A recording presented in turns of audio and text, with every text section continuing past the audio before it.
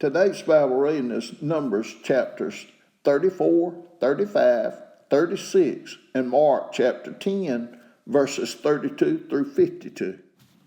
Numbers chapter 34.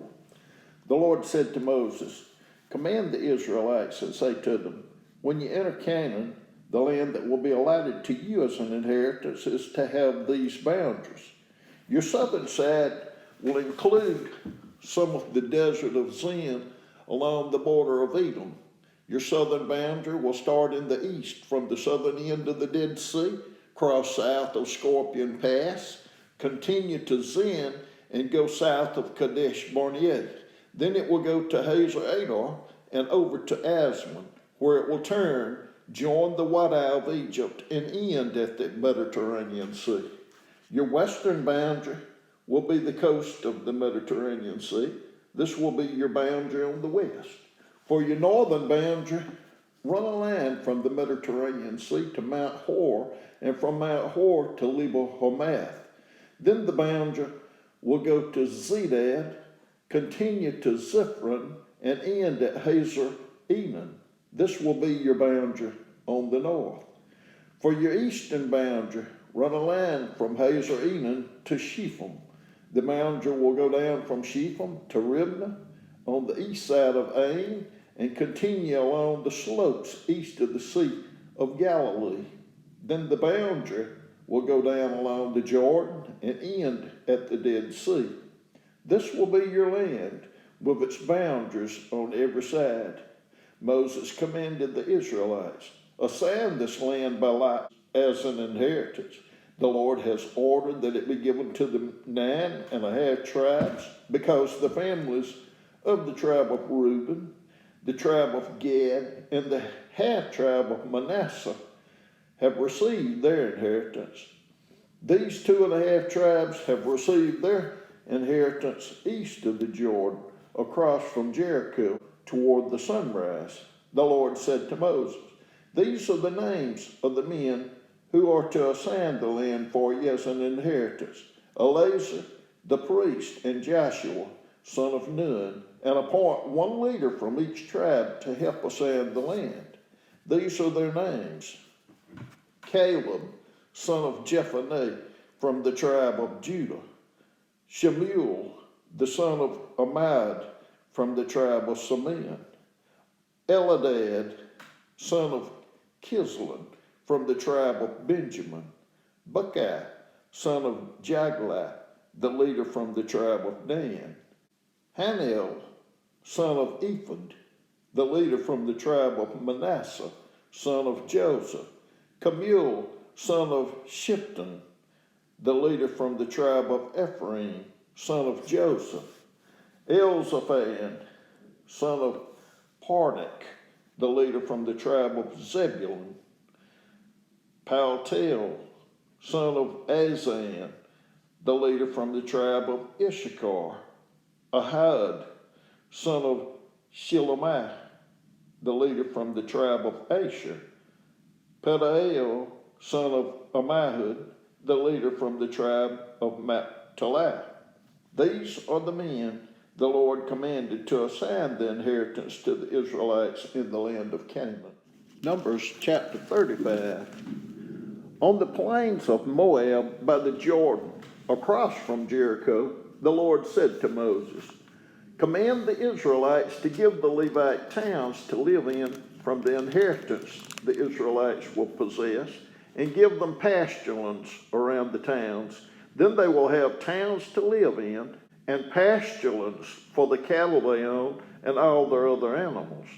The pasture lands around the towns that you give the Levites will extend 1,000 cubits from the town wall.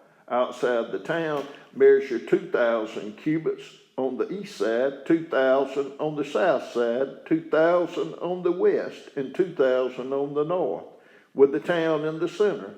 They will have this area as pasture land for the towns. 6 of the towns you give to the Levites will be cities of refuge, to which a person who has killed someone may flee. In addition, give them 42 other towns. In all, you must give the Levites 48 towns together with the pasture lands. The towns you give the Levites from the land the Israelites possess are to be given in proportion to the inheritance of each tribe. Take many towns from a tribe that has many, but few from one that has few. Then the Lord said to Moses, speak to the Israelites and say to them, when you cross the Jordan into Canaan, select some towns to be your cities of refuge, to which a person who has killed someone accidentally may flee. They will be places of refuge from the avenger, so that anyone accused of murder may not die before they stand trial before the assembly. These 6 towns you give will be your cities of refuge.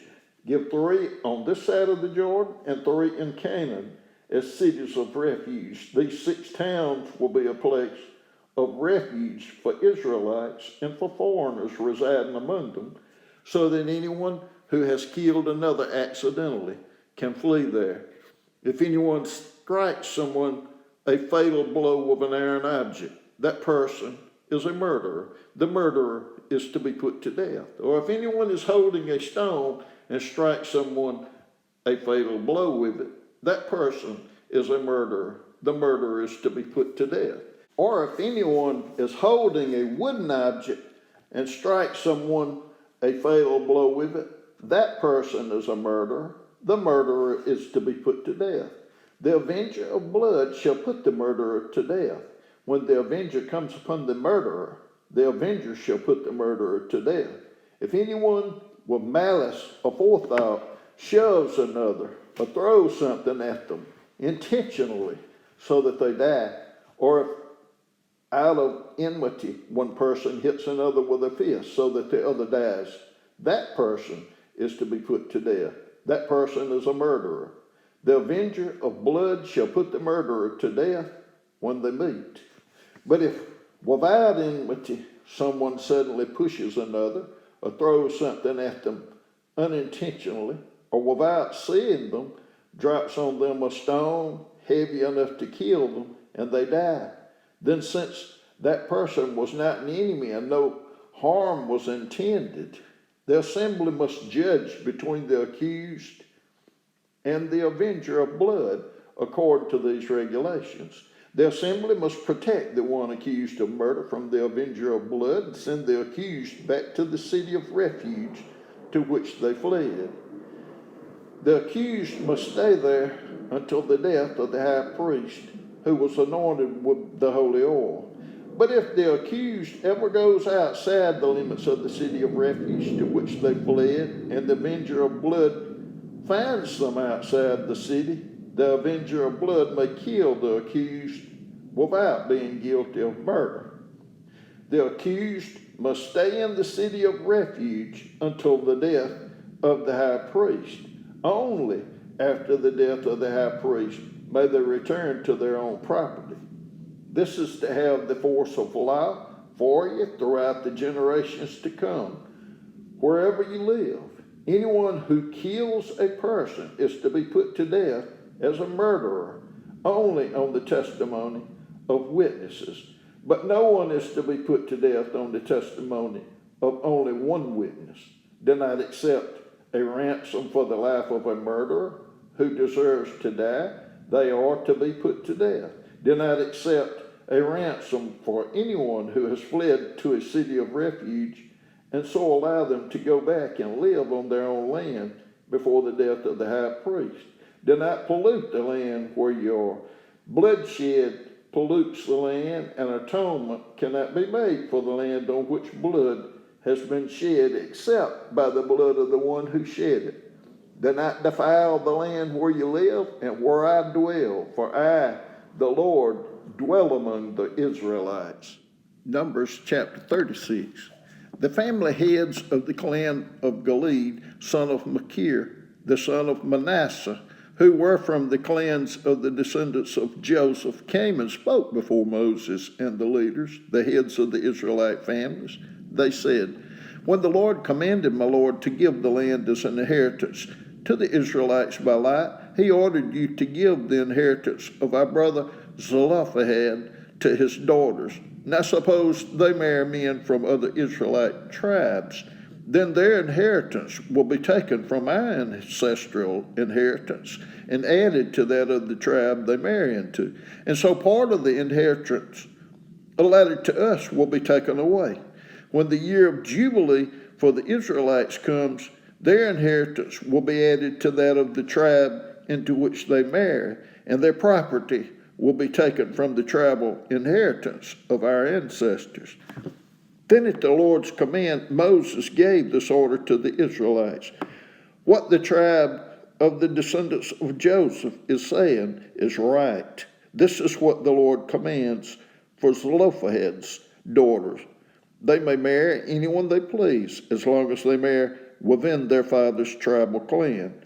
No inheritance in Israel is to pass from one tribe to another. For every Israelite shall keep the tribal inheritance of their ancestors. Every daughter who inherits land in any Israelite tribe must marry someone in her father's tribal clan, so that every Israelite will possess the inheritance of their ancestors. No inheritance may pass from one tribe to another, for each Israelite tribe is to keep the land it inherits. So Zelophehad's daughters did as the Lord commanded Moses. Zelophehad's daughters, Mahlah, Tirzah, Hoglah, Milcah, and Noah, married their cousins on their father's side.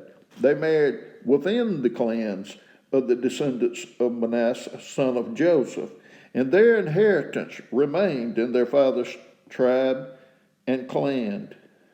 These are the commands and regulations the Lord gave through Moses to the Israelites on the plains of Moab by the Jordan across from Jericho. Mark chapter 10, verses 32 through 52. They were on their way up to Jerusalem with Jesus leading the way, and the disciples were astonished, while those who followed were afraid. Again, he took the 12 aside and told them what was going to happen to him. We're going up to Jerusalem, he said, and the Son of Man will be delivered over to the chief priests and the teachers of the law. They will condemn him to death and will hand him over to the Gentiles, who will mock him and spit on him, flog him, and kill him. 3 days later, he will rise. Then James and John, the sons of Zebedee, came to him. Teacher, they said, we want you to do for us whatever we ask. What do you want me to do for you? He asked. They replied, let one of us sit at your right and the other at your left in your glory. You don't know what you're asking, Jesus said. Can you drink the cup I drink or be baptized with the baptism I am baptized with? We can, they answered. Jesus said to them, you will drink the cup I drink and be baptized with the baptism I am baptized with, but to sit at my right or left is not for me to grant. These places belong to those for whom they have been prepared. When the men heard about this, they became indignant with James and John. Jesus called them together and said, you know that those who are regarded as rulers of the Gentiles lord it over them, and their high officials exercise authority over them. Not so with you. Instead, whoever wants to become great among you must be your servant, and whoever wants to be first must be slave of all. For even the Son of Man did not come to be served, but to serve, and to give his life as a ransom for many. Then they came to Jericho. As Jesus and his disciples, together with a large crowd, were leaving the city, a blind man, Bartimaeus, which means son of Timaeus, was sitting by the roadside begging. When he heard that it was Jesus of Nazareth, he began to shout, Jesus, Son of David, have mercy on me. Many rebuked him and told him to be quiet, but he shouted all the more, Son of David, have mercy on me. Jesus stopped and said, call him. So they called to the blind man, cheer up, on your feet, he's calling you. Throwing his cloak aside, he jumped to his feet and came to Jesus. "What do you want me to do for you?" Jesus asked him. The blind man said, "Rabbi, I want to see." "Go," said Jesus, "your faith has healed you." Immediately he received his sight and followed Jesus along the road.